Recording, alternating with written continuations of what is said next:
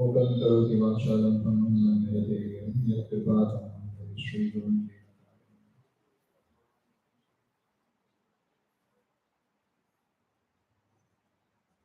So very happy to be here again. It's always a bliss to discuss Krishna Katha amongst devotees. In fact, this is the lifeline for all of us, both you and me. If you are not there, then whom do I speak to? Yes. And if the speakers are not there, then who will you listen? Therefore, it is said that a very beautiful shloka from 11th canto. I'm not remembering the text. It says that devotees help each other to nourish themselves. And that nourishment helps both the devotees, both the sides, to keep advancing in bhakti. And that discussion of Krishna Katha helps to get detached from this material world. Therefore, when we come together, there are many things that takes place. Many things. Like when we all sit to have prasad, many things that takes place. One is the hunger will go down. Second, we'll start feeling energetic. Third, we'll start feeling nourished. Same thing. When we all come together, what happens? Srimad Bhagavatam says, Bhakti, Pareshanu Bhavo, Virakti. These are three things that will take place. Our bhakti will enhance. We'll start developing attachment towards the Lord. Bhakti. Para Isha Anubhava. We'll experience the presence of Supreme Lord in our life. And Virakti, that is detachment. Detachment from this lower material sense gratification. So these are three things that will take place when we all come together and discuss Srimad Bhagavatam. So here is an opportunity to discuss Srimad Bhagavatam and go deeper. Today's topic is a little complex, and I've kept it. I thought I'll keep it more technical so that all the preachers can understand the different intricacies of Vedic scriptures. Sutta Goswami and Shaunakadi Rishis, they're all sitting together. Shaunakadi Rishis, all the Rishis headed by Shaunaka, they are posting questions to whom? To Sutta Goswami. And Sutta Goswami's answer. So what is the question that they have asked Sutta Goswami? 143. So we'll see multiple shlokas today. We're going to see from shloka 14 to 26 today. Please repeat. Kasmin yuge pravritteyam sthane va kena hetuna utha sanchodita Krishnaha kritavan samhitam munihi.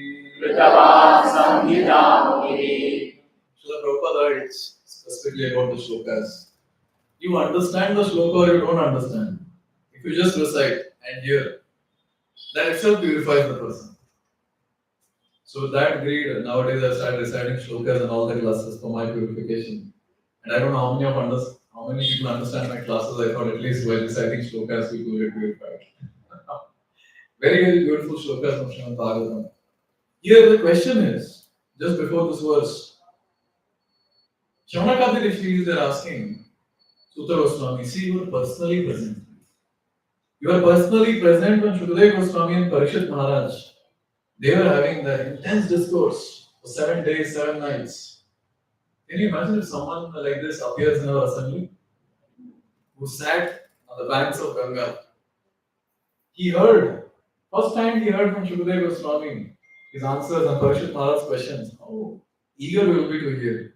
That's the eagerness of all these devotees. They're asking, you were personally present there. Can you please narrate that Srimad Bhagavatam? And here specifically they're asking question. Kasmin yuge pravrittaya? In what period this happened? Sthane va kena hetuna? Which place? And why did this happen? Why this was taken up? What was the hetu? Utha sanchoditah Krishna kritavan samhitam muni. From where did Krishna Dvaipayana Vyasa Muni get inspiration to compile this literature, Srimad Bhagavatam? So these are different questions.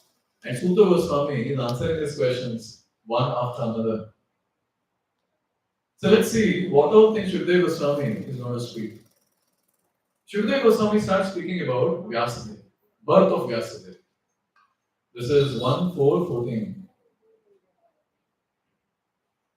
Please repeat.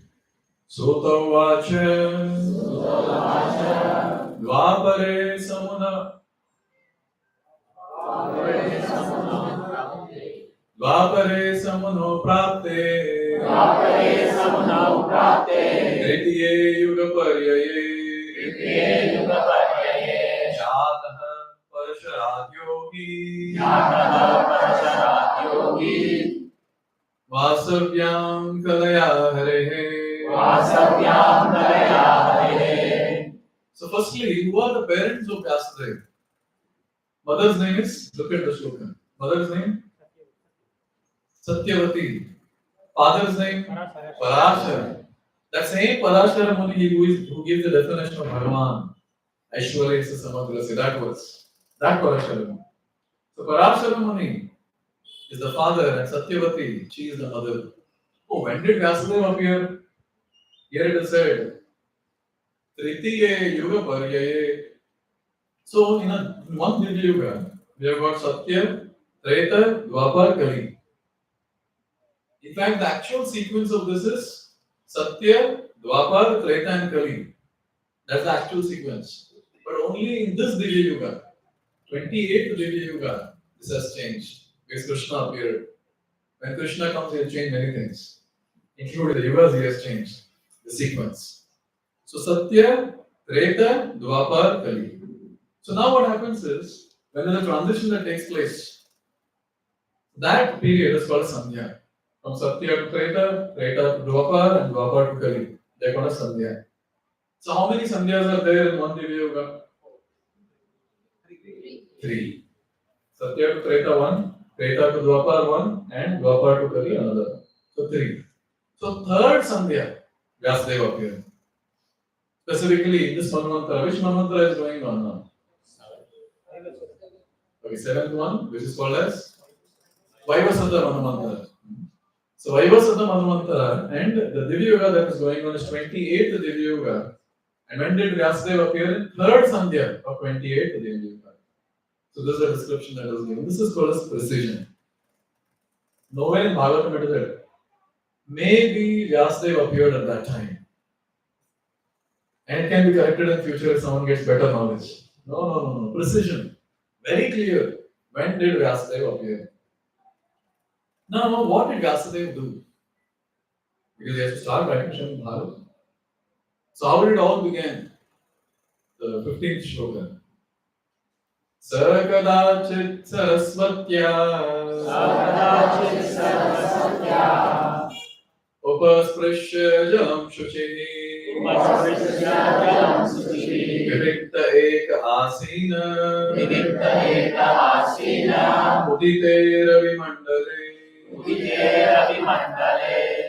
So as soon as sun rose, Vyasadeva, he got up and he took bath.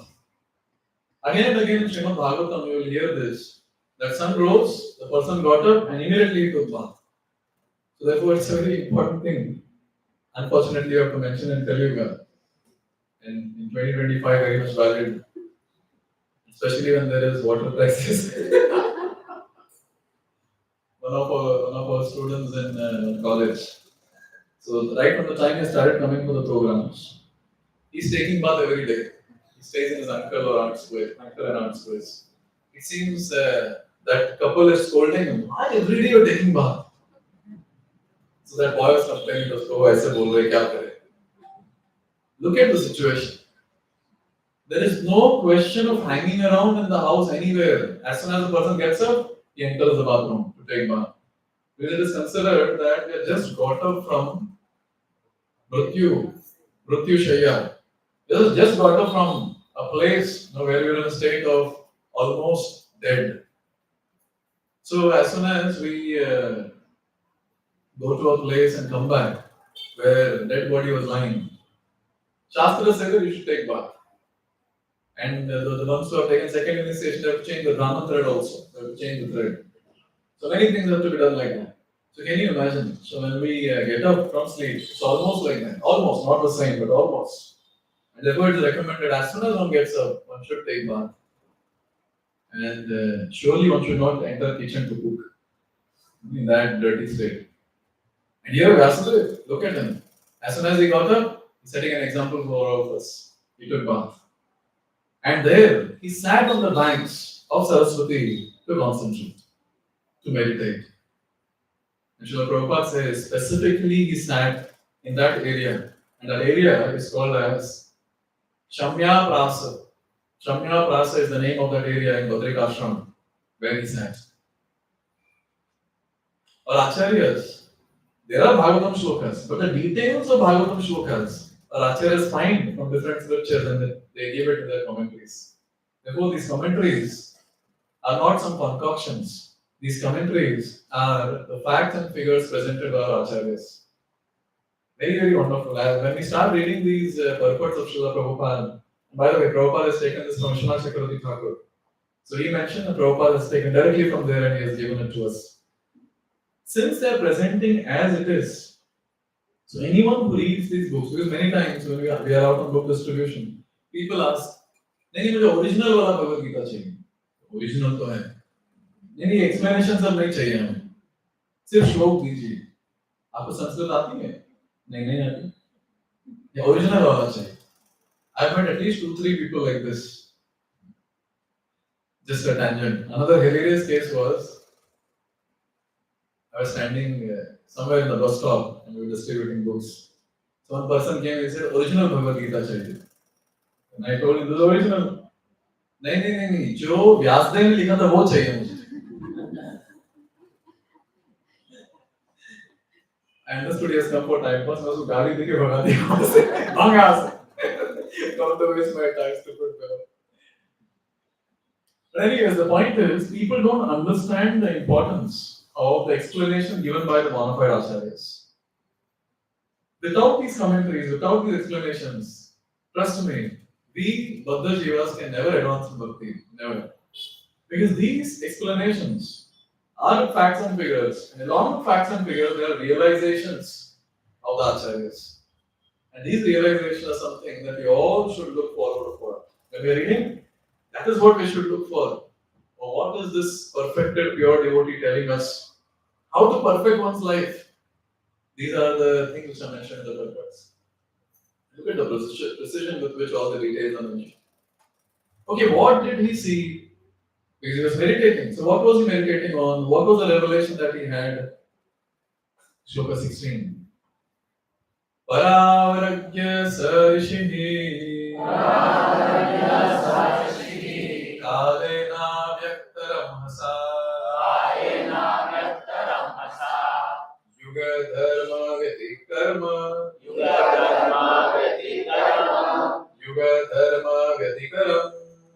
dharma vyatikaram praptam bhuvi yuge yuge.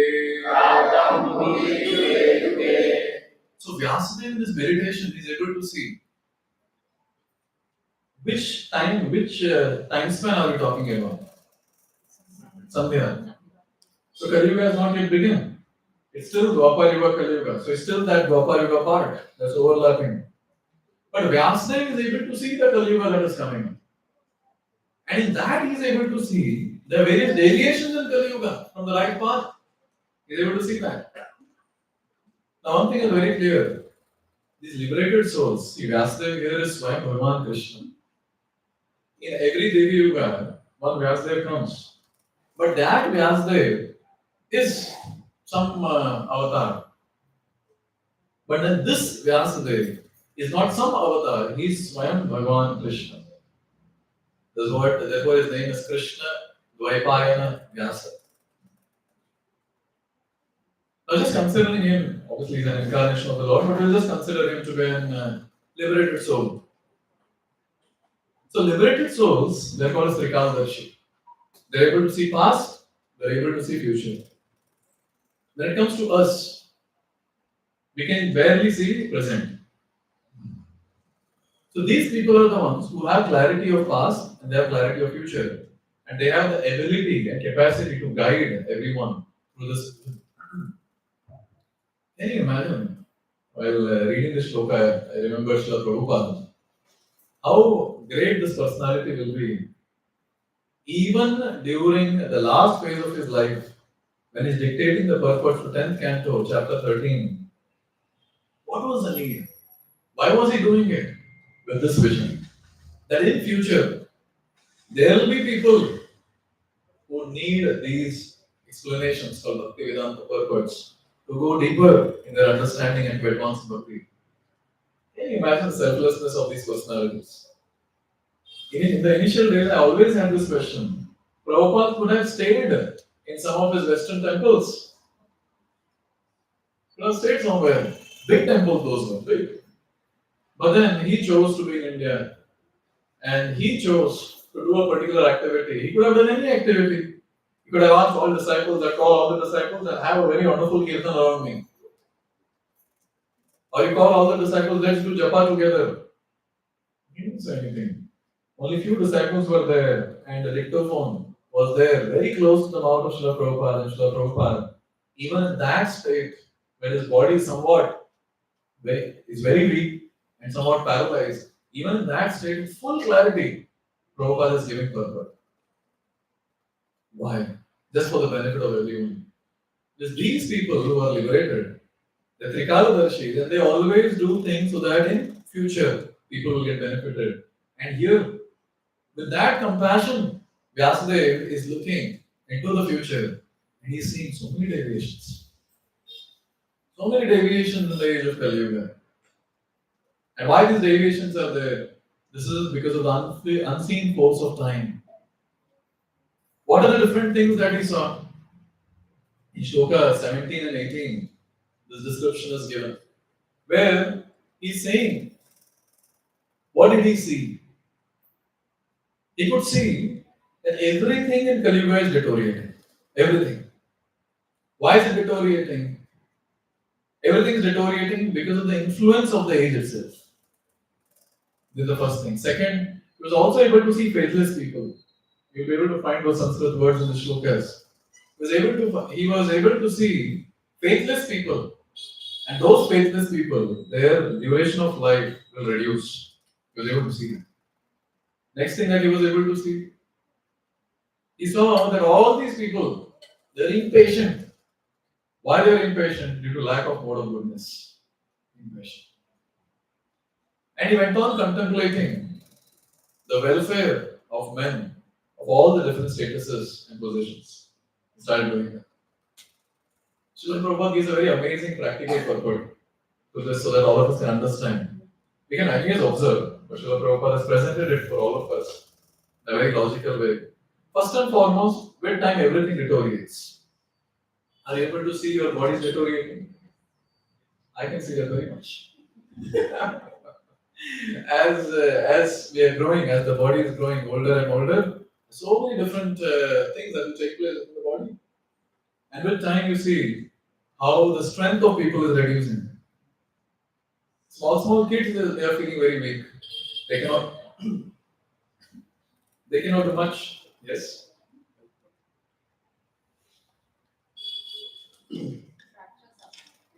What is that? Fractures happen very easily. Fractures, even heart attacks happen so easily. 20-year kids, 20-year boys and girls. Srila Prabhupada says, in this age, the duration of material body of the people in general is much reduced, and so is the memory. Do you all agree? I also agree. Therefore, we need to make notes. We cannot remember things. Second thing that he says is, the land does not produce food grains in the same proportion as it did in other ages. If you read Srimad Bhagavatam, what description! Mother Earth was so happy, she would just produce so much of yield, so much of yield. But now that's not the case. Third point, the cow does not give as much milk as it used to give formerly. That is also another thing. You see the description given about Vrindavan. Vrindavan would always be wet. The mud would not be dry. It would be always wet. And our Krishna would crawl in that. It would become very, very dirty. And that's how Mother Yashoda pick him and again give him bath again and again. So how the entire land of Rajbhumi is getting wet? The cows, the udder used to be always full. And it used to drip. The milk used to drip all the time.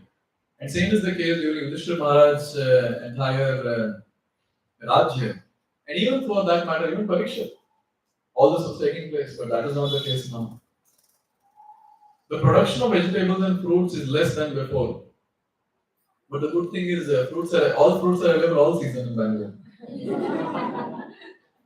You ask which fruit you want, everything is available. One doctor was telling me that I should eat so and so fruit. But I said, that is not the season. He said, you're in Bangalore. Everything is available. Eat. Okay. As such, all living beings, both men and animals, do not have sumptuous, nourishing food. That's also a fact. You see, those people of the previous generation, or generation previous to that, they're so strong. They live long, very healthy. Body is very, very strong. Even now, if they're surviving, even they'll be strong, very, very much strong even now. But look at us who have been eating pesticide and fertilizers and whatever along with the food. And the plastic that is going every now and then inside. What is called as microplastics. So what else do we expect? Due to want of so many necessities of life, naturally the duration of life is reduced. Did you all notice what Prabhupada has written? Due to want of so many necessities of life. This was not the case before. People were satisfied. They had land, they had cows, they had some activities to do for 4 months a year, rest of the time they were free. Now look at this thing. So many necessities. I want to sit and operate everything in the house with one remote control. The lights and fans and this and that, everything. But thoda bhi chalna nahi. Only in the morning I'll run on the treadmill. Other than that, I want to sit and operate everything in the house. The memory is short. Recently, I was using one of the AI tools. So I was typing. So my superior said, why are you typing? Speak. And I tried speaking. I never knew that we can speak and get it done. So I spoke and I go, wow! So I'm done. Typing would have taken long, then I was done. After that, in our discussions, then we came up that after some time, we'll forget to type. And we've forgotten to write. Do you all agree? At least when I'm writing Bhakti Yoga exams and various exams, हाथ में से pen पकड़ के, it's so difficult. The fingers pain and then somehow I scribble something and give, finish off. So difficult. After some time we'll stop typing also. When we forget typing. Intelligence is meager. Because RI is going low because AI is growing. Mutual dealings are full of hypocrisy. And I don't think I need to explain about it more. Tell you guys like that. Full of hypocrites. Therefore, at the start of Srimad Bhagavatam itself, it was made clear what are the characteristics of people in Kali Yuga. Please repeat. Prayena alpayushya sabhya kalavasmin yuge jana mandas matayo manda bhagya upadrita. Wonderful characteristics about us. First and foremost is Prayana Alpayu. We are very, very short lived. Do you all agree? I thought it's only me. All of us, yes. But Prabhupada again enlightens us with a very, very wonderful understanding. He says, in the age of Kali Yuga, the duration of life is shortened not so much because of insufficient food. Hear this carefully. But because of irregular habits.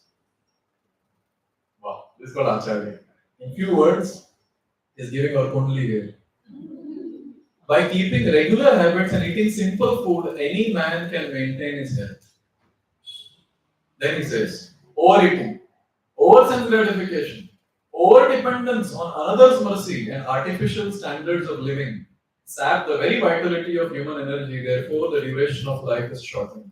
So here is the reason why the duration of life is shortened. First is overeating, over-sense gratification. Even when people don't want to do sense gratification, advertisement, so much of advertisements. People are very much allured by looking at that and they get into it. Over-dependence on another's mercy to get things done. And this is a very nice point. Artificial standards of living. There's hardly anything real that is remaining, looks like. Everything is going into artificial. Srila Vishwanath Chakravarti Thakur, he gives a nice understanding of this verse again, which Prabhupada has also highlighted the purport. He says lifespan is very small, very short in the age of 12. But someone might say, no, I am going to live. But even when the person, for sure, if he is going to live for a long duration, the next characteristic that comes into picture is Mandar. Mandar is lazy. Lazy specifically for spiritual subject matters. Mandar. Someone might say, no, I am very eager to learn. Eager to learn spiritual subject matter. The next characteristic comes into picture. That is Sumanda Matayoho. Not very intelligent. It means easily misguided.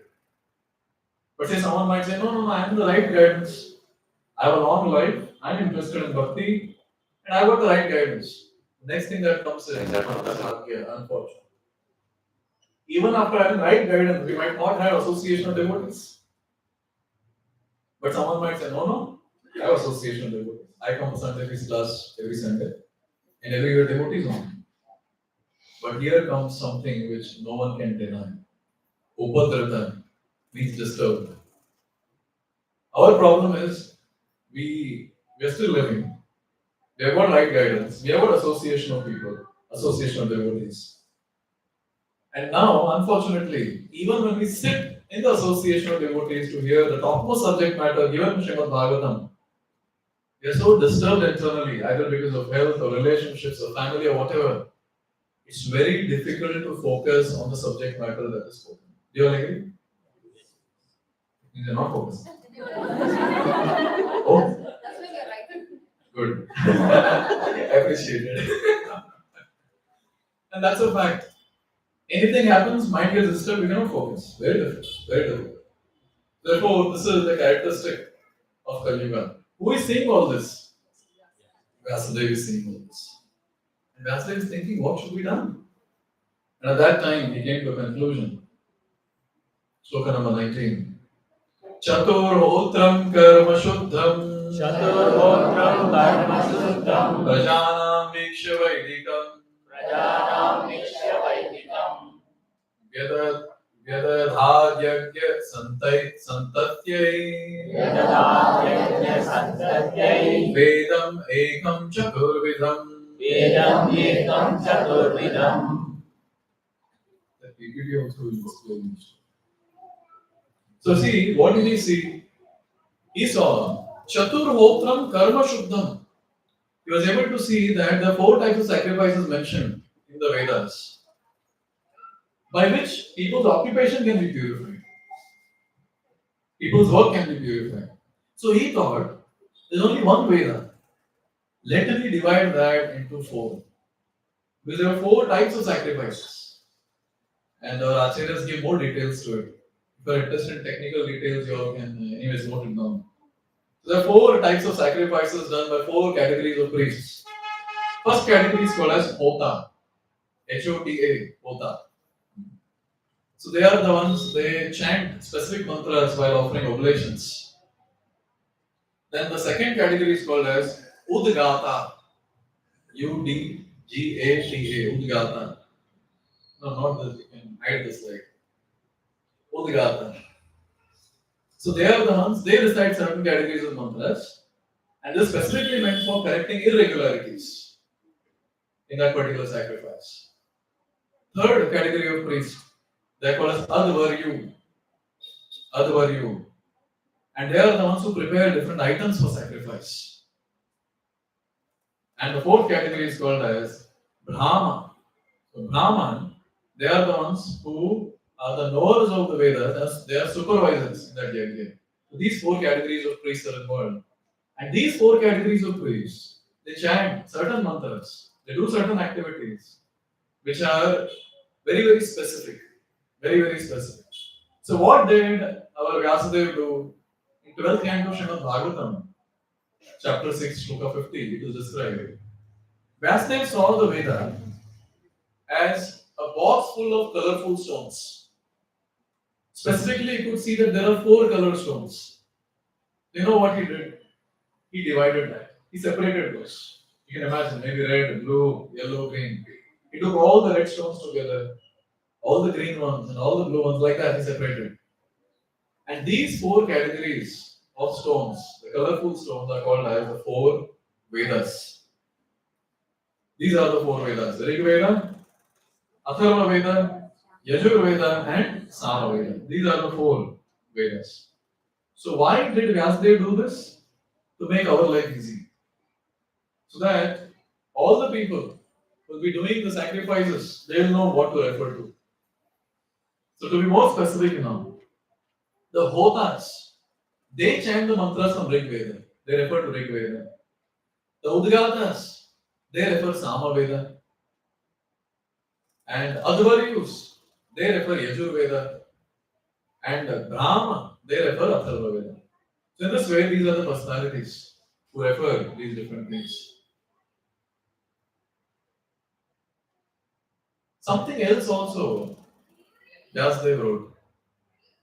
What is that? Now specifically, the names are mentioned of the Vedas and the fifth Veda is also mentioned, Shloka 20. Rig Yaju Sama Tharvakya Vidyajusnamatharvakya Vedas Chatvara Udrita Vedaschattvara udritaha Itihasa Puranam Cha Itihasa Puranam cha Panchamo Veda Uchyate. Panchamo Veda Uchyate. These are the four Vedas: Rig, Yaju, Sama, Atharva. Along with that, he wrote fifth Veda. What is that fifth Veda? Fifth Veda is all historical facts which are called as Puranas, called as fifth Veda. Specifically, Mahabharata comes in this category, Itihasa. Chandogya Upanishad says Puranas and Mahabharats are mentioned as fifth Veda.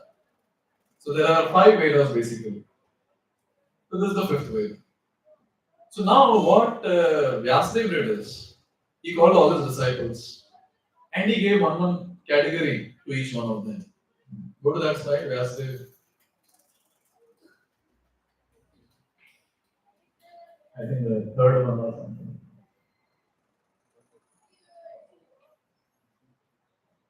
So he called and then he gave the responsibility of each Veda to his disciples. So who are they? First one is Rig Veda was given to a disciple whose name was Paila. So the disciples' names are mentioned in the bracket. That's Paila. Second, Vaishampayana. He was given the Yajur Veda, Yajur Mantras.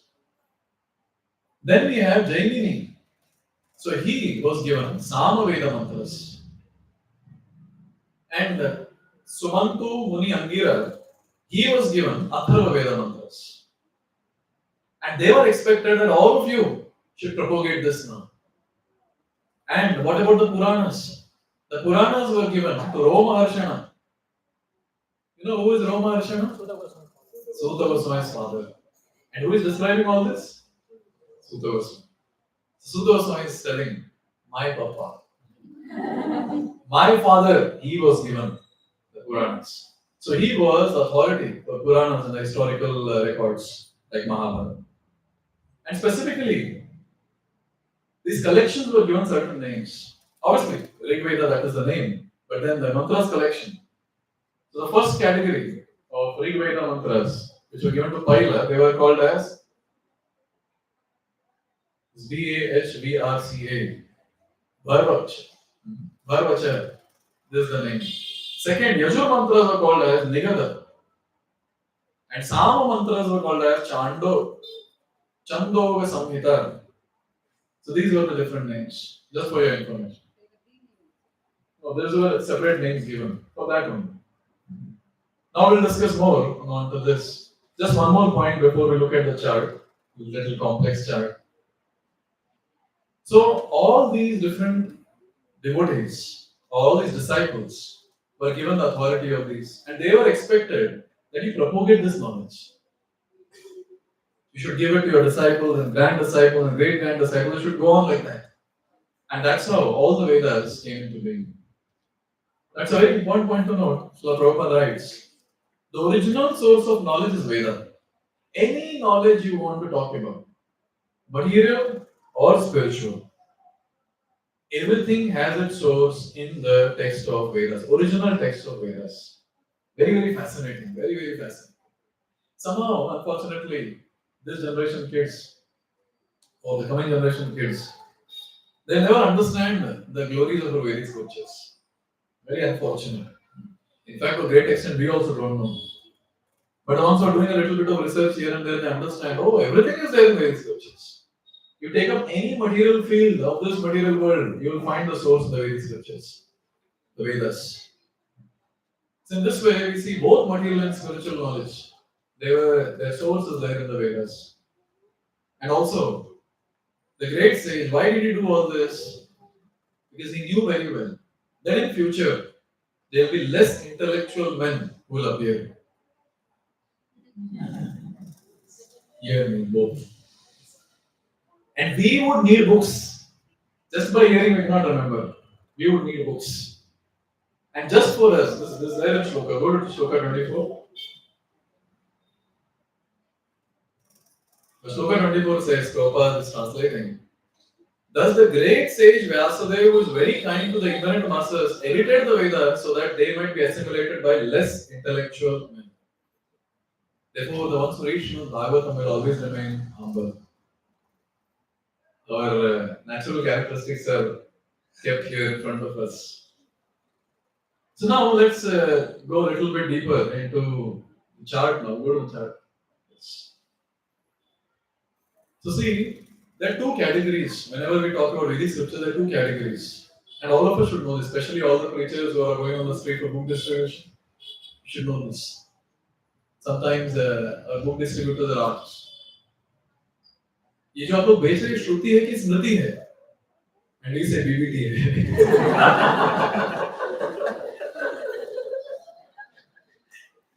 They're confused. What is he asking me about? But then we are trained very nicely. कुछ तो बोलो. The other person also knows. So सब कुछ पता है.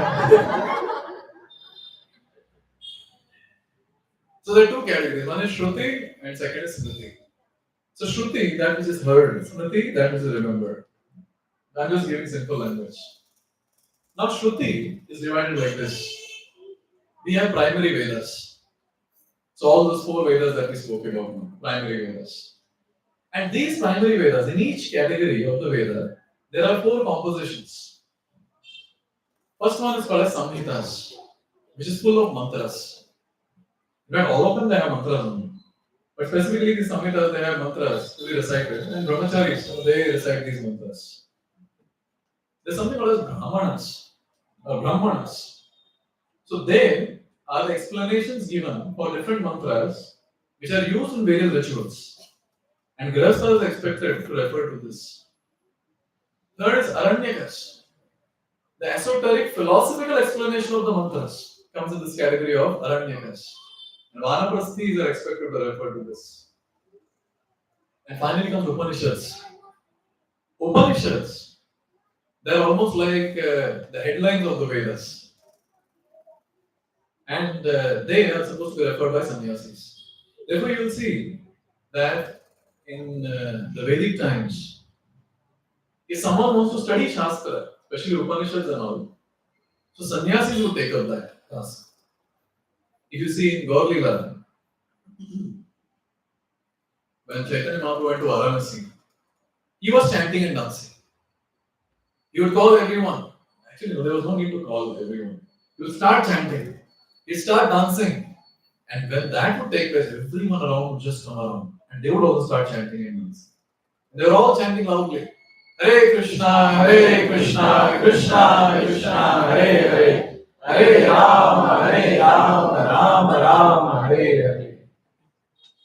So there were a group of Mayavadis. So they were having this question. He is a sannyasi. Why is he acting like this? You study Vedanta, you study Upanishads. Why is he behaving like this, like a sentimental fool?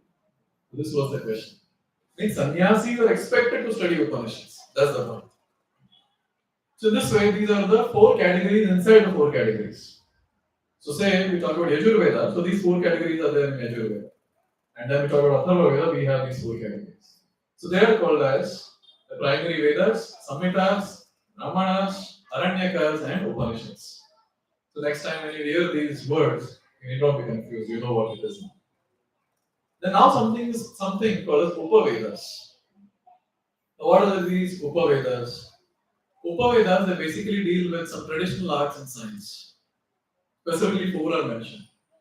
Ayurveda comes in this category. The medicines, they come in this category. Ayurveda. You all know Dhanurveda. Have you all heard Dhanurveda? During warfare. So the skills those are needed. Mentioned here. Shilpa Veda. Architecture comes in this category. Shilpa Veda. Gandharva Veda. Music and dance. That comes in this category. So these are the four. Ayurveda, then Shilpa Veda, Dhanur Veda, and Gandharva Veda. These are called as Upavedas. Now see, there is something third one mentioned called Vedangas. So what are these Vedangas? So Vedangas, if you want to understand the Vedas and apply that science in your day-to-day life, you need to know these six things. First one is called as Kalpa. You should know the rituals in details as mentioned in the Vedas. Second, Shiksha. You should know how to pronounce it. Because when someone is doing yajna and some mantra here and there, the result will be totally ulta. So pronunciation has to be proper. Good, we are not told to do yajnas. Third is Vyakarana. Vyakarana means grammar. So we should know grammar. Sanskrit grammar. Very complex. So recently I have joined Sanskrit classes, so we are doing some study. Pretty complex. So many tables to memorize. So many tables. Nirukti means dictionary. Etymology. So you should know etymology of that particular thing. Words. Chandas, different meters. Have you heard different preachers chanting slokas in different meters? These meters. Chandas. And Jyotisha, that is astrology. And astronomy, both that come in this category. Specifically astrology. So if someone wants to understand the Vedas and apply them in day-to-day life, one should know these six things. Now we all will be able to appreciate Bhaktivedanta purpose. What do you all say? Prabhupada has taken all this, he has crushed into powder and given it to us. So eat and digest it. Just imagine if you were supposed to do all this. For your information, to understand these Vedangas itself takes 12 years. More than 12 years for that matter. And after that, the person will study properly. Then comes the application, especially in Kali Yuga. You don't know if you will remain alive while learning all these different things. So what these acharyas have done, only they can appreciate to understand, oh, all this is what is given to us. All this is what is given to us. Go to the next slide. When it comes to Smriti, we have these different things. I'll not get to explanation of all this. Just for your reference. So the ritual shastras comes into picture. Dharma shastra is part of it. Tantras. So tantras are also different types. Tamasic, then they are Rajasic and Sattvic. So black magic and other things comes in Tamasic Tantra. And when it comes to Vaishnavas, they also have some Tantra. Those are called Vaishnava Tantra. That will come in Sattvic. Sattvic Tantras. Puranas. So we have 18 Puranas. And we have 18 Rupa Puranas. And the topmost among them is Granthra Srimad Bhagavatam Ki. That is the topmost. Itihasas. Look at the Itihasas. Mahabharata comes in category. Itihasa. And in Mahabharata is the hidden treasure, which is the life of all the devotees, that is Bhagavad Gita. And then we have Shad Darshan. At one place, Prabhupada writes, only those who know Shad Darshan should sit on the Vyasasana. And I should get down. Too complex to understand this. See what all things are there. Sankhya, Yoga, Vaisheshika, Nyaya, Mimamsa, Vedanta. And what actually we are studying is Vedanta, part of Vedanta. And in that, in our Sampradaya, we have a Bhashya on Vedanta Sutra, that is Govinda Bhashya, by Baldev Vidyabhushan Prabhu. Then on what basis do we dare to sit on the Vyasasana? Prabhupada is saying that only when you know these six darshanas, the six schools of thoughts, then only you can sit on the Vyasasana and speak. So what is the qualification for us that I have seen? Even the newcomers who start giving Bhagavatam class, who might have read here and there little, in ISKCON, they also have confidence to ask at the end any questions. Yes. And you'll see that invariably everyone, and I'm sure Bhakti Riksha leaders and everyone else would also ask any questions. As if you ask from anywhere. I'll answer Vedanga and Upanishads and Puranas, Upapuranas, and पूछो कहाँ से पूछना है पूछो. You know with what audacity we said? It's because we are reading Prabhupada's books. And you know what Prabhupada has done? One of the scholarly devotee was telling. I also don't know all these Shandarbhas. But then, Shad Darshan, no Sandarbha, Shad Darshan. Srila Prabhupada has given all these six in his Bhaktivedanta purpose. One particular subject, because many times people say, why Prabhupada is repeating the concept again and again? He's not repeating the concept. He is giving the same concept with different angles and the refutation with these six things, six darshanas, six schools of thoughts. So those scholars who understand this when they read Prabhupada's purpose, even materialists for that matter, who are not devotees in ISKCON, they glorify Prabhupada. What a work this person is. What a work.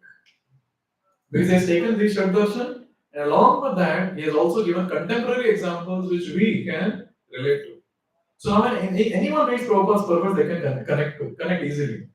Newcomers read Prabhupada's purpose, they'll surely find something useful for themselves. When scholars read Prabhupada's purpose, they surely find something for themselves. That's the glory of Srila Prabhupada's purpose. So when we understand, oh, this is what it means to study Shastra, then we'll realize what Prabhupada has given us. Therefore, I thought today I should present the structure of the entire Vedas. And it's a very important point to note that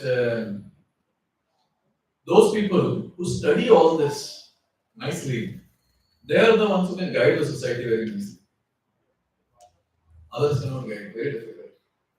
Because to guide the society, you need to have clarity. If you don't have clarity, how will you guide someone? Now, currently, how do we give guidance? We ask our superiors, they ask their superiors, they ask their superiors. That's how it comes down. But with time, people have to be very clear about these different subject matters to guide the society. That's how the entire Varnashrama system will grow. There's a lot of talk in ISKCON going about Varnashrama. It's not the time to implement Varnashrama. We'll discuss why. Now, having said about all this, Vyasadeva, he speaks something very controversial. And I'm expected to speak on that today. Next slogan, 25. Stri Shudra Dvija Bandhuna Traina Shruti Gochara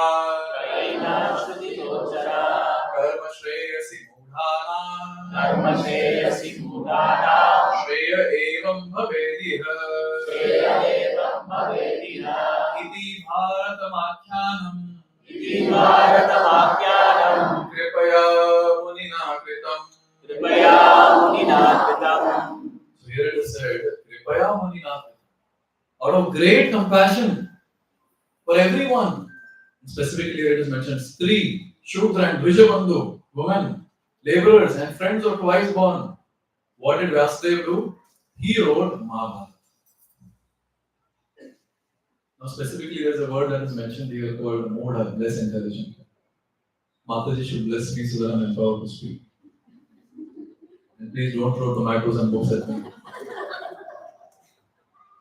It's a very important subject, but specifically Mataji preachers should understand this particular shloka so that you can defend the scriptures and the commentaries of different acharyas.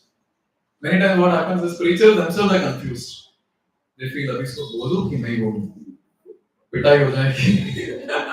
Should I speak or no? But what is the perspective? Why is it said like this? It has to be understood.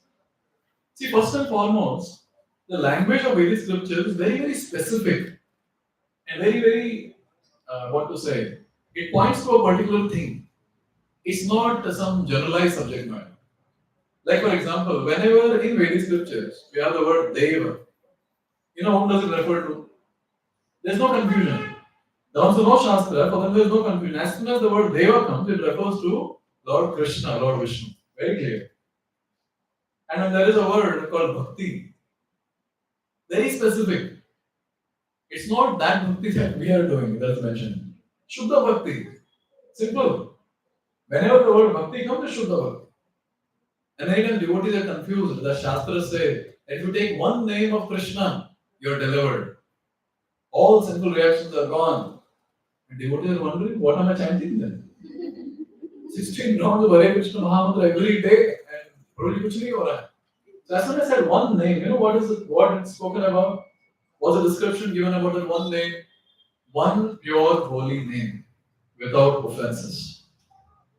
So it's understood. There is no need to mention separately. It's understood. As soon as it said one name, one pure name. As soon as it said Bhakti, it's Shuddha Bhakti. Therefore, when you're reading Shastra, this specific understanding should be there, what it is pointing to. Now, when here it is said that this categories, 3 categories which are given, they're less intelligent, what are they referring to? In fact, when Prabhupada's purports were out, and when many supporters, feminists, when they saw all this, they saw such purports and explanations, they made a huge hue and cry of it. That itself goes on to say that we are less intelligent. What is the specific thing that is spoken here that has to be understood? It refers to the logical understanding of philosophy and the logical discrimination through scriptures. So basically, philosophical understanding is what is spoken here. So these people, it's very difficult for them to logically understand the philosophical subject matter and logically discriminate the philosophical subject matters. This is what is referred to. It's not referred to anything and everything of this world. We see that so many people of this category, they are doing such amazing activities in this world on the material platform. There is no doubt about it, but there's a discussion about philosophical understanding. But then when I was reading this, then I was wondering that what is the need of females to be mentioned in this category? Now see, everyone, all the bodies are made in certain way, subtle bodies and gross bodies. Obviously, there are many exceptions to it, no doubt. But then in general, this is a thought. In general, we see that when it comes to the female bodies, they're emotional. Their emotions are more than the logic. Second, they easily entrust faith on anyone and everyone. Easily. They easily trust. They have faith. Third is they have more attachments. Just on a lighter note, I think I gave this class somewhere, some serious discussion. It was about renunciation. About Raghunath Das Goswami or some subject matter of renunciation. I was exiting that center, I was going off. So at that time, I didn't see who was speaking. But then I could hear 2 Mataji's voice. And one Mataji is asking another Mataji, where did you get this necklace from? So beautiful. I was wondering, just now I spoke of Raghunath Das Goswami. I didn't dare to see who was that. I just No, see, it's not the problem. In fact, Bhagavatam says, I always train all the unmarried boys in this way, that Bhagavatam says that as soon as you get married, you're supposed to supply all the items of Shringar to your wife. And sometimes boys ask, all? Yes, all. That's what Srimad Bhagavatam says. It's expected that Mataji is dressed nicely with all that ornament and this and that, etc. So naturally attachment will be there. So you see, these are three things which you will find prominently in females. More emotional, they impress faith very easily, and third is attachments. They're very attached to various different things in the house, to people in the house, to possessions, etc. So now see, with these things, it's very difficult to focus on logical subject matters. Very difficult to focus on logical subject matters. In fact, men, because here specifically it is spoken about Stri, Shudra and Vijabandhu, the labor class, and Dvijabandhu. Dvijabandhu means what? Dvijas are three categories: Brahmana, Kshatriyas, Vaishyas. So once you take birth in these three families, but they don't qualify as Brahmana, Kshatriya, Vaishya, they are called as Dvijabandhu, friend of Vijay. They are not qualified but the friend of Vijay. So these two categories, all the men, they also belong to this category where they will also not be able to understand the logical conclusions given in the philosophical or given in the philosophy. Or to be more specific, the philosophical subject matters in general. Very difficult to comprehend what it is. And another very important thing to note that even these categories, the Shudras and the Vijabandhus, they will also be very emotional and very attached. I don't know, you all can correct me, that when someone dies in the family, specifically, you will see not many females allowed to the crematorium. Am I correct? Yes. Wives are surely not allowed. Say the husband dies, wife is not allowed to go to crematorium. Because the emotion is so much, attachment is so much, the person can die also, looking at the body getting burned. And when it comes to Shudras, you will see that the period, Sutak period that is there, Shastras say their Sutak period is 30 days. Normally, how many days people follow? 10 days, 12 days. And what is a Sutak period? It's a mourning period where the person who still remembers the person who has died, who has passed away, and the person is so attached, and it's very difficult to forget that person who has left the body. So there are days given. See how Vedic scriptures are so categorical. For Brahmanas, something like 10 days. For Kshatriyas, something like somewhere around 15 days. For Vaishyas, something around 20 days, and Shudras 30 days. So they have their increasing attachments. And for Shudras, it's very difficult to digest what someone has left. They go mad. Yes. So therefore, we understand with so much of emotional mode and so much of great attachment, it's very difficult for a person to understand the scriptural knowledge, the philosophy that is mentioned in scriptures. Therefore, for such category, Mahabharata and other scriptures are compiled. Therefore, in Kartikeya, you will see that people are very much inclined to study Mahabharata. People are doing good distribution? Yes. Why? So many stories, so much of emotions, all sort of actions are available. And all that emotions that people go through in their life is available in Mahabharata. And people love it. Because after all, everyone in Kali Yuga is a Shudra. Kalau Shudra Sambhava. So naturally, you see, look at just by observing people around, you'll understand what category we belong to. Therefore, in the age of Kali Yuga, everyone belongs to these three categories. Yes, everyone. So ऐसा नहीं कि only this category is less intelligent. Everyone belongs to this category of being less intelligent.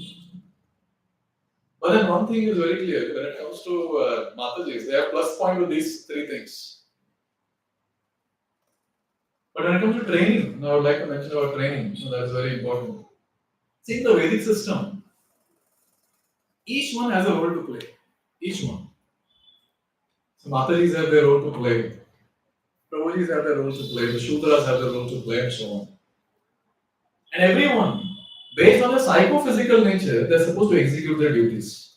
So men have got something called as Varna Dharma and Ashram Dharma. So Brahmachari, Grasta, Vanaprastha, Sannyasi, and Brahmana, Kshatriya, Vaishya, Shudra. So this is meant for all the men. They are supposed to follow these duties. For Mataji, there is something called Stri Dharma that is mentioned in Shastra. Even Bhagavatam talks about Stri Dharma. So based on psychophysical nature, our Shastras describe these duties very nicely. Now, the females in the house, they were given a very important service. You will see the house in which a female is not there, that house will be naturally very dirty. And that house will naturally, people will separate. They'll not be able to stay together. These females have this quality. By their emotions, they can bind the family and keep them together. That's the quality. That's the responsibility also. So this training of how to bind the family and keep them together was trained in the house itself by mothers. They were not sent to Gurukuls. It was not needed. The Brahmanas, Kshatriyas, Vaishyas, they were sent to Gurukul. Shudras were not sent to Gurukul. The Shudras were expected to serve the other three. Brahmanas, Kshatriyas and Vaishyas. Now, what is the result? The result is, if the Stree is following Stree Dharma and say she is married to a very elevated husband and has got a very bona fide guru, she has to just follow and serve these personalities. And naturally, she will go to the same destination where the husband is going. That's what's Pati Lok. Now, Pati Lok can be Vaikuntha, or it can be Swarga, or it can be anything. That's what is Pati Lok. Where did she go? She went to Pati Lok. Wherever the Pati went, she went there. So, this is the glory of following Sri Dharma.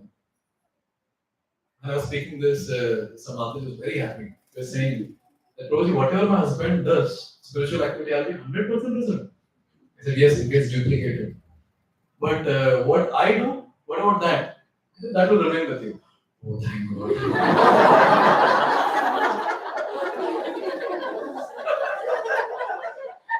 Very nice, Madhu. Very nice. So this is the thing that is mentioned in Shastra, that whatever the husband does, if the wife is humbly serving the husband, provided the husband is also qualified, what happens is, she becomes qualified, even if she does not practice bhakti. If she is just faithfully serving the husband, she becomes qualified to attain the same destination as that of husband. So this also goes on to say, all the men, if they consider themselves to be more intelligent, they have a very, very big responsibility of maintaining very high level of purity and raising their consciousness to a very high levels. Therefore, especially when we train unmarried boys, we always tell them that if you are able to raise your consciousness to a higher level, then only get married, or else don't spoil the life of the female and the kids in future. Because the head of the family, he has got a great responsibility. You know what? Anyone does any sinful activity in the family, 1/6 of that goes to the person. Free man. Free. Whatever sins he does, always has to suffer. But anyone in the family does any sinful activity, 1/6 goes to that person, head of the family. So he should have the power to nullify that by spiritual practices. Therefore, the advantage is just serve the superiors and go back home back to God. Therefore, they were not sent to Gurukul. There was no need to send to Gurukul because based on their psychophysical nature, they were given a certain thing to do. But see now, unfortunately, in the age of telling what's happening, we don't want to follow a psychophysical nature. We want to compete. But obviously, there is no doubt that even the men have degraded to a great level. So females have come out. They have to do their activities now to protect themselves and do various different things. But this is what is expected in the Vedic culture. Very, very important to note. And you know what? Only by doing Garbhadan Samskar, Prabhupada writes this in the purport. Only by doing Garbhadan Samskar, we will have qualified people to study the Vedic scriptures. All the Vedic scriptures, which we saw just now, the entire chart, they will be qualified to study. Because they are the ones who are invited by praying that, oh Lord, please send a divine soul in our family. So everyone sitting here, we have to note this point. If at all ISKCON has to grow and expand, and if at all the prophecy has to come true, anyways the prophecy will come true, no doubt. But the way the prophecy is going to come true is through the establishment of Varnashrama Dharma, Varnashrama system. And that will happen only when Garbhadan Samskars will start. It's a very, very important thing. So all the unmarried boys and girls, they have to get trained. And all the couples who are newly married and planning to beget children, they are supposed to prepare themselves for Garbhadan Samskar. And all the senior leaders in the congregation, because brahmacharis are not supposed to dive deep into understanding what's Garbhadan Samskar. So Grihastha devotees are expected. All the senior leaders in the congregation, all the Bhakti Vriksha leaders, SS, CS, everyone is expected to study what is Garbhadan Samskar. They might have not done that, but at least they should have the knowledge. And they should propagate that knowledge in the congregation. As of now, you know what is happening? We have only few people who have knowledge of Garbadan Samskar. So now when some boys get married and they come to me, Prabhuji, so whom should I contact? So we actually don't know whom to connect. We have only few here and there. So everyone should know what it is. Maybe if needed, we should have seminars and everyone should have a complete knowledge of what is Garbadan Samskar. And people in general should be trained. Kids in future should be trained. Now some parent will think, anyways, हमारा time तो चला गया. नहीं. You are expected to train your son or daughter when they are going to beget children. You're supposed to train. That's how the value of the elders in the family increases with time when they contribute like this in the family. And we don't have kids begotten by Garbadan Samskar, we'll have tough time in preaching. Tough time. At least we are having tough time doing youth preaching. So much contamination. When it comes to boys, so much of contamination. I was just speaking to someone a couple of days back, and I was expecting that this boy will now shift to the base, he'll start doing various angas of bhakti very strictly and all that. When I was talking to him, they were saying that, Roji, मैं तो base पे चला जाऊँ, मेरी girlfriend का क्या होगा फिर? And it's very normal. It's very normal. So it's very, very difficult. Then I thought maybe only the boys are contaminated category. Then I spoke to the head of the Vaishnavi forum, the elderly Mataji, who is married. So I asked, so Mataji, how are things in Vaishnavi forum going? She said, same bro, same contamination here also. Same contamination. And can you imagine if you don't propagate this knowledge and this live-in relationship and all continues, and where they're changing partners every night, what do you think? What sort of kids will take birth? We'll have avatars of Hiranyakashipu, Kamsa, Shishupal, Dantavakra around us. Anyways, we see many already, but we will find many more. Therefore, the responsibility, if you really want to do something for society, especially our society, ISKCON as a society, we're supposed to get educated talking about Grihasthas. But what is Garbadan Samskar? And take active interest in that and propagate the knowledge. Without that, sorry to say, we'll just go towards destruction. Our preaching will not evolve and enhance. Not possible. So this is the point that Srila Prabhupada is mentioning. Garbadan Samskar kids are the ones who will be able to do the needful in the society. Now specifically, these qualities that I mentioned about the Matajis, which are acting as on the negative side, but actually they are acting on a very great positive side. Like for example, they naturally entrust faith. And by Lord's mercy, if they get the right personality as Guru and the right elevated husband, when they invest the faith, they'll invest completely and they'll be able to advance very quickly. Second, what about emotions? As soon as the female categories they start practicing bhakti, for them it's very easy to connect with the Lord when they read the different pastimes and all that. And the men keeps scratching their head how to understand this particular subject. Like for example, Mother Yashoda's feelings for Krishna. Now men have never fed milk to the kids. Now only females can understand what is their feeling. So they can easily connect. And strong attachments. If at all they develop attachment to Krishna, that will be very strong. It will be very strong. Naturally, it will be very strong. And when it comes to the men in general, with their logical mind, they'll struggle to have this natural faith. They'll struggle to have nice emotions, favorable emotions towards the Lord, and they'll struggle to have strong attachment towards the Lord. Therefore, you'll see many men get stuck at the level of Brahman. Of course, that doesn't mean that nothing don't get stuck at Brahman. They also get stuck. But then in general, I'm just saying. So the point is, this category, less intelligent word that is used has to be understood very clearly in which context it is mentioned. And we preachers should be able to defend very properly, because this is not some statement given by someone. This is directly the statement of Vyasadeva. And that is given in Srimad Bhagavatam as a shloka. How can that go wrong? That has to be defended very properly with the right perspective in a convincing way. So in conclusion, you see, Lord has not rejected anyone. He includes everyone, He encompasses everyone. And for everyone's benefit, He has given us Shastra. Therefore, here it is said, Chaitanya Charitamrita. Maya Mugdha Jivera Nani. Swata Krishna Gyan. Jivera Kripaya Kaila Krishna Veda Puran. The conditioned souls, they can never look at Krishna. They can never turn towards Krishna by their own. Not possible. Why? Because they're Maya Mugdha. They're always engrossed in sense gratification. Always illusion, but they cannot look at Krishna by their own selves, by their own effort. So by the causeless mercy of the Lord, Lord appears and He gives us the Vedic scriptures. And all categories of Vedic scriptures which we can connect to. If you cannot connect to this Vedic scripture, no problem, refer to this one. It's given. And every scripture that is given has the power to deliver us. And specifically Srimad Bhagavatam, which is a combination of the philosophy and pastime and everything that is needed. Therefore, everyone can connect to Srimad Bhagavatam. So in this way, we understand the Supreme Personality of Godhead. He never rejects anyone, He always includes everyone. And whenever we count what all things Lord does for us, oh, it's very, very touching.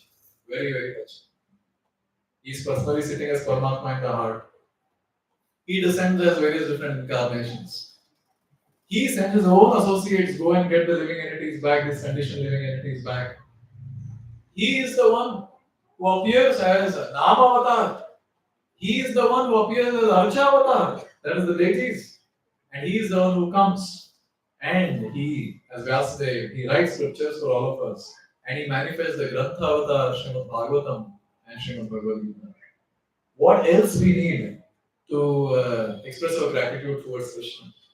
In fact, every aspect of a sadhaka's life is dependent on the Lord. Not the sadhaka, every living entity for that matter, but specifically sadhakas because they can see through Shastra that what actually it means. Therefore, when we are reading Shastra, specifically when we are reading Srimad Bhagavatam, Bhagavad Gita, Chaitanya Charitamrita, and other books given by Srila Prabhupada, we should remember all these different subject matters that we discussed today and understand if Prabhupada wouldn't have been there, we were expected to go through the sequential understanding of Shastra. Only few would have got admission into Gurukul, and those few would have studied. And that took a long, long time to get proper understanding. What about people like us who are illiterate? We don't know Sanskrit. We don't know anything about these Vedangas and Rupa Vedas, etc., etc., etc. What would happen to us? Therefore, the song, Jadi Prabhupada no hoito, tabe ki hoito, jivana bhavika pishe makes a lot of sense when you understand all these different subject matters. And with this gratitude in the heart, devotees study Srila Prabhupada's books. And with this gratitude in the heart, they go out on the street to distribute books of Srila Prabhupada. So just yesterday, day before yesterday, I was there with Srinidhi Prabhu and others to distribute books. So first time I thought that instead of speaking about Shastradhan, instead of speaking about Gita Jayanti, etc., let me speak about Prabhupada and distribute books. I just wanted to experiment and see. So I used to take the book and I would tell them that we are on a marathon to distribute Gita. And here is our Acharya. I used to show the photo and then turn the book again. This is Bhagavad Gita as it is. He has made this book very, very special. And I used to open and show. He has given this English translation, English word to word meaning, explanation to applying day to day life. He is that glorious personality who has made Bhagavad Gita famous all around the world. And to my amazement, so many books got distributed that day. I think 45 minutes I was there because I couldn't speak after that. So, 4 big Bhagavad Gitas or something, and 2 small books, 2 medium books. But.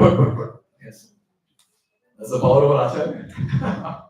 And when we speak about the glories of the Acharya, we will enhance our Krishna consciousness. We will be able to maintain our consciousness.